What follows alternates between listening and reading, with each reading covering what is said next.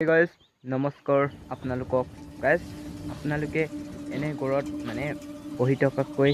মানে বাগান কৰক মাটি আছে যদি guys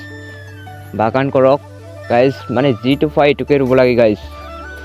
মানে পইচা হ'ব guys মানে বাহিৰতো যাব নালাগে এনে ঘৰতে মানে মাটি আছে যদি বাগান কৰক বাগানতো বহুত পইচা পায় guys বাগান কৰক অকল মানে তামোল বাগানেই নহয় যিটো পায় এইটোকে ৰুব লাগে গাইজ মাটি কঁঠাল হওক যি হওক গাইজ মানে ৰুব লাগে পইচাটো এনেই পিছত পাব গাইজ যিটো পায় এইটোকে ৰুব লাগে গাইজ চাব পাৰে গাইজ